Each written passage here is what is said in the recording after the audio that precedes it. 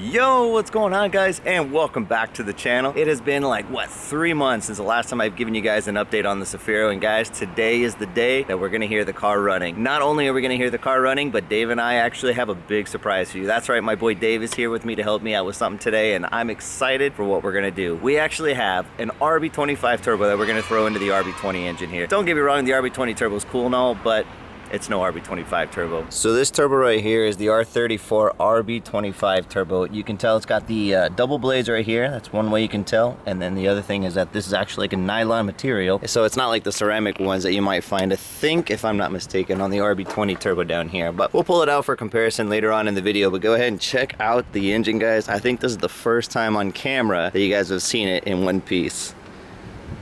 We'll go into more detail about it later on in the video, or I'll probably actually do like a whole nother video showing off the whole car. But as you can tell, it's not in the garage anymore. Right here, we're outside of Dave's house, so we're gonna go ahead and get the car built up, and maybe we'll take a look at Dave's Zafiro over here later on today. So anyway, let's go ahead and start taking the car apart and see if we can get this turbo off. So the first thing we're gonna have to do is we're gonna have to take off the turbo elbow and the downpipe. I still don't have an exhaust for the car yet, so that'll be a pretty simple process.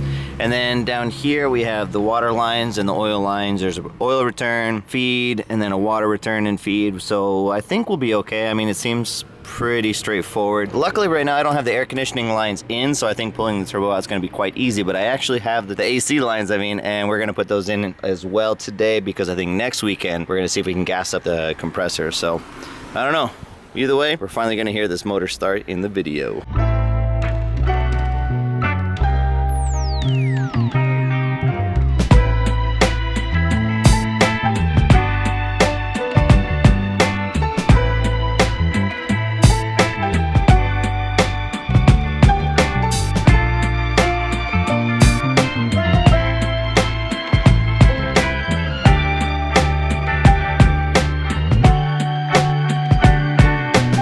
Alright, so I kind of lied. We were going to go ahead and do the turbo elbow and everything first, but instead we decided to start with the intercooler pipes. Basically, this thing is still attached to the blow valve, which goes down to the throttle body down here, so we don't really need to remove that. It's just kind of out of sight, out of mind at the moment. What we are going to do, we're going to take the intake off. We're going to take the intercooler pipes off so we can have more access to the turbo, and then I think we might try to tackle the exhaust manifold stuff, because I have a stud missing from here. And I do have a stud missing down there, so we're gonna see if we can get all that done all at the same time. What do you think, Dave? You think we're gonna be able to get it done? Looking at the weather? Yeah, I don't know, it's kind of hard to tell on camera, but right now the weather's not looking like it's gonna cooperate too well with us today, but we'll try our best. With your luck? What's that? With your luck? You know you could go either way. True fact. All right, let's get it done. All right, so we just got the intercooler pipes off now. Don't mind my little coupler mod here. That's something I'm going to sort out another day. Innovations? Yeah. Future video content, right? So Dave, what do we got to do now? So next would be our oil lines. Okay. And then the water lines. And then once we get that off, we can start. And the last one of the block bolts, we're going to go through the block because the back is too hard to reach. Yeah. Which is this one. So we're just gonna do it off the block instead. Yeah, and this is actually pretty loose from the original owner. I think they didn't put this on because there's a bolt missing from back here. But okay. Anyway, we'll sort all that out. That works out in your favor, so it's easier later. Exactly. And then simply the O2 sensor. Got to make sure we unclip that. Don't forget, because I forgot that once before. And then what we're gonna do, we're actually gonna end up trying to do the thermostat too, but that's later in the video. So I'm looking at the turbo. We got the turbo elbow off that goes into the intercooler pipe, and this thing has got a lot of oil buildup on it. I don't know if it's on its last legs or if that's pretty normal for the PCV system. I mean, I feel like that's just more than the average amount. I don't know. What do you guys think? Let me know down in the comments below, but either way, it's going bye-bye. So before we go ahead and take the turbo off and unbolt all the lines, we're gonna go ahead and drain the fluid out of the radiator, because I'm also gonna be changing the thermostat on the car, which, you know what? I don't even know if this car even has a thermostat. That's the funny thing. So Dave and I have a suspicion that there's no thermostat in the car, right? Yeah, because the bottom hose gets warm the moment we start the car. Yeah, so we're gonna go ahead and we're gonna drain all the power steering, all the radiator fluid out of the car first, and then we'll go with the turbo next. Aim Yeah, I got you. Yeah, ready? Yeah. It's dripping, now it's coming. Oh, there we go. Oh no! Oh no! Oh no! This is so bad! This is so bad! Well, that didn't go to plan. Now you know why is it getting.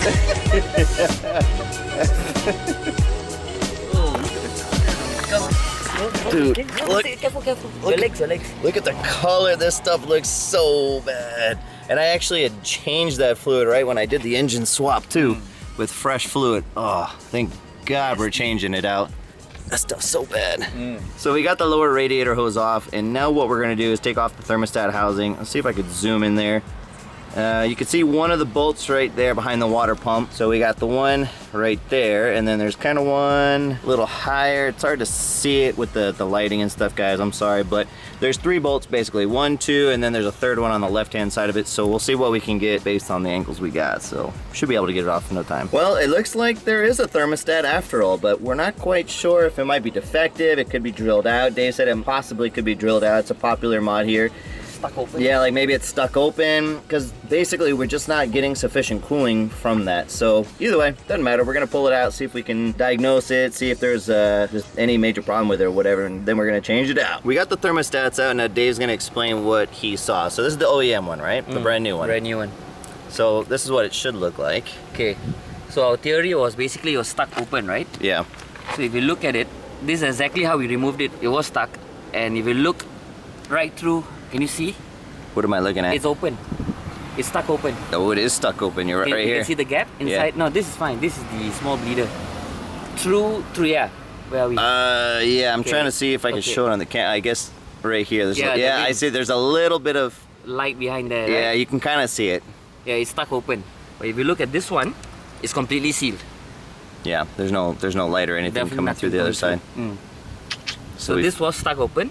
Hence Yep. why we were having this issue where basically the water was just running through. yeah, The bottom pipe was getting warm, even from the get-go. yeah. So it would take a while to warm up. Well, it makes complete sense. I mean, it would take about what 15 minutes of driving just to get the car even somewhat warmed up. So Up to your operating temps. yep. So good thing that we got this done.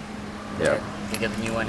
So now it's time to take the turbo elbow off and the downpipe, and then we can start getting the turbo itself off. I think we're pretty much ready. And man, look at that water. It's just like so bad.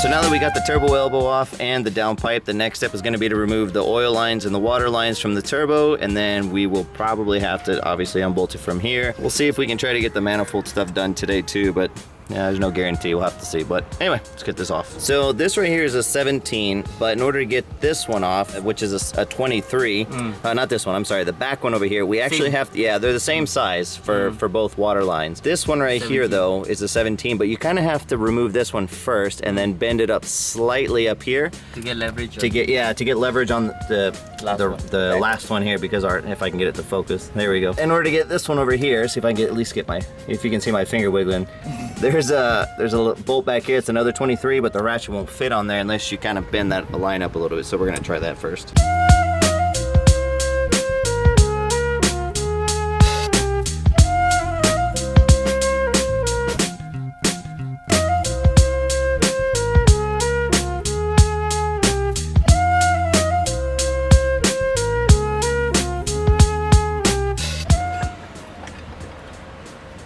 Yeah, boy. That was pretty painless, actually. Yeah. Nice. Here, let's bring it over here by the RB25 Turbo, and we can see just kind of like what they look like visually next to each other. So on the RB25 one, we actually have to reclock it because the previous guy that had it, I guess for whatever reason, clocked it some different way. But just kind of looking at them side by side, you know what? I don't think this is an RB20 Turbo, because this turbo, if it's an RB25, usually it says Nissan, I'm sorry, if it's an RB20, it says Nissan motor here. But this one doesn't have that. Cool. Oh, see these, I've heard these things don't really make much of a difference, but this one says 45 V3, or this one is the 45 V1. Is this housing also the OP6? I wonder if, You got the OP6. This is huh, stock 21U. interesting.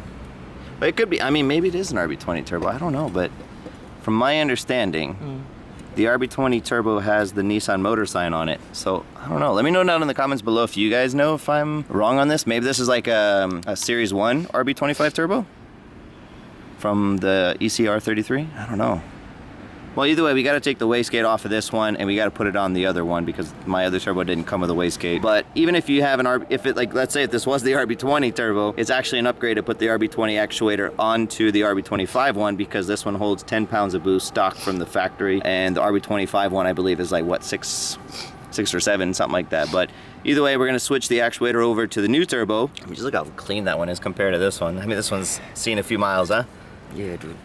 No, you know what? This is for sure an RB20 Turbo because it has the actuator thing plugged into the turbo. I don't know. Maybe it's just a fancy RB20 Turbo. Wow, look at the shaft play on that.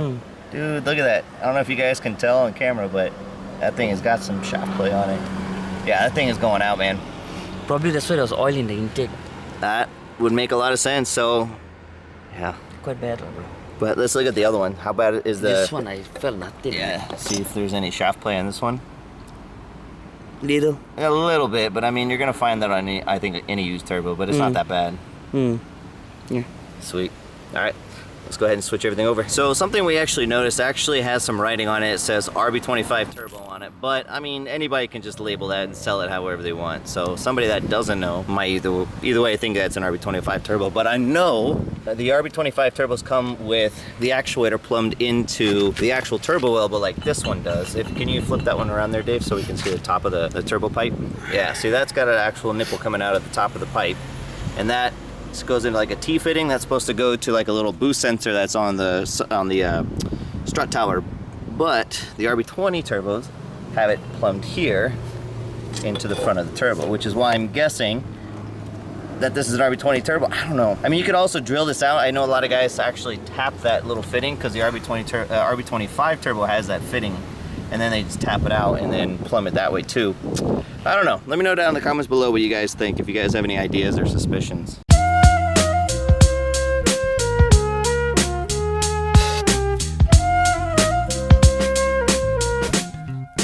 And just like that, everything is back together. Right now, what we're gonna do is we're gonna bleed the coolant, but we gotta go buy some water to mix with our coolant. But just to give you guys an overall idea of how that came out, turbo's down there. We got all the intercooler pipes and everything back together. I started putting the AC lines back together, but unfortunately, the one that goes up here to the compressor is actually, it's got a fitting that doesn't fit. So we gotta work on that. We gotta change that out next weekend, but everything else looks pretty good.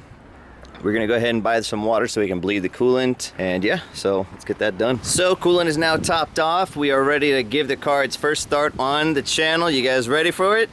Go ahead and crank it up, Dave.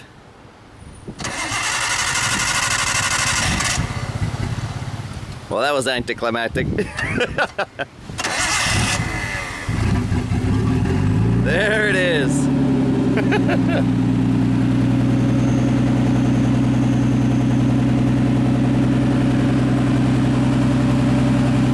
Everything seems to be sounding okay. We're gonna let it bleed for a little bit, get all the bubbles out.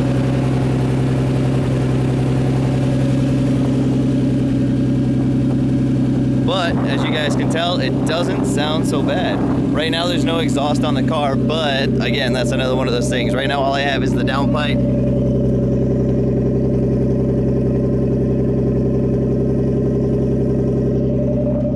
So it almost sounds like an exhaust leak, but the engine is super duper quiet. I don't see anything leaking from the top. I don't see anything leaking down here either. Nice. All right, we're gonna let it bleed for a little while, and then we're gonna go ahead and give it a rip.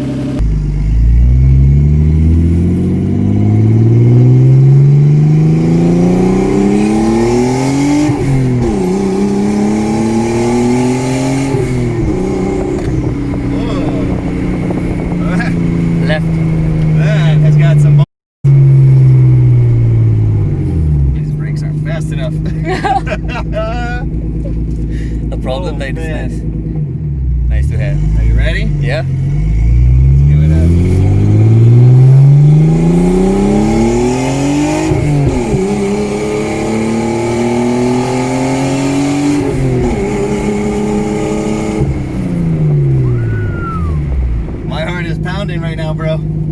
could tell. I was worried that you gotta stop in time because you were like, yeah, man.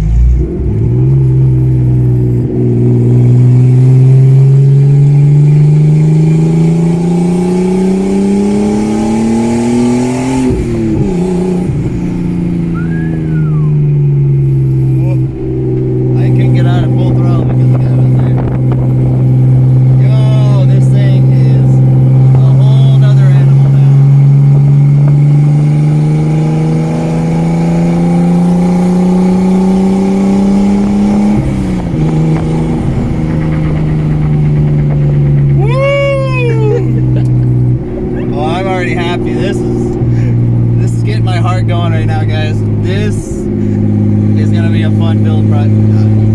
I don't even know what to say. Like I'm speechless right now. What do you think, Dave? Dude, I'm looking at the gauge and I'm happy as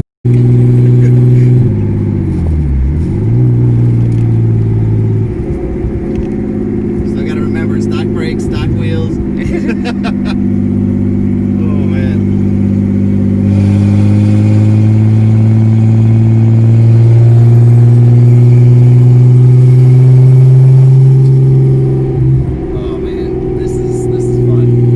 As you guys saw in the video, that RB25 Turbo is a really nice upgrade for that RB20 engine. I feel like the power band is a little bit laggier, but slightly. I could see why people were maybe hesitating to upgrade to the turbo or thinking like, oh, the turbo boost isn't gonna kick in until later in the power band or the RPM limiter, but honestly, I felt like it was a really nice upgrade. I didn't really notice much of a difference between that one to the RB20 Turbo, other than the fact that it creates more power. Now, we were having a slight issue with the fuel pump relay later in the night, which I didn't get a chance to record. My batteries were already dead in the camera, but I'm gonna try and tackle that issue here very soon. In fact, I'm gonna try to order a new pigtail. We have a suspicion that the pigtail might be bad, or it could be just the relay itself, but either way, I've got the part numbers for it, so I'm gonna go ahead and just order those from Nissan and, replace those, make sure everything's okay. But it's been giving us a little bit of a kind of an issue for the last couple of weeks anyway. But regardless, we're gonna go ahead. We got more upgrades and more mods coming in the future. Now that the car is actually drivable, we're gonna be able to add more content to the channel for the A31 Zafiro project. And the other good thing that I really like about it is now Evelyn and I's options are opening up a lot more, so we can travel around, get to know more of Kuala Lumpur and Malaysia itself, and we're gonna be able to take the car with us. So that's gonna become one of the little things that we focus on in the channel as well, is kind of getting our experiences of just driving around in Malaysia. So anyway, hope you guys enjoyed the content. We're gonna have some more Zafiro content coming up and some more travel videos as well. So stick around, guys. If you haven't already, don't forget to hit the subscribe button, hit that notification button if you want to get more updates from us, and we'll see you guys very soon in the next update.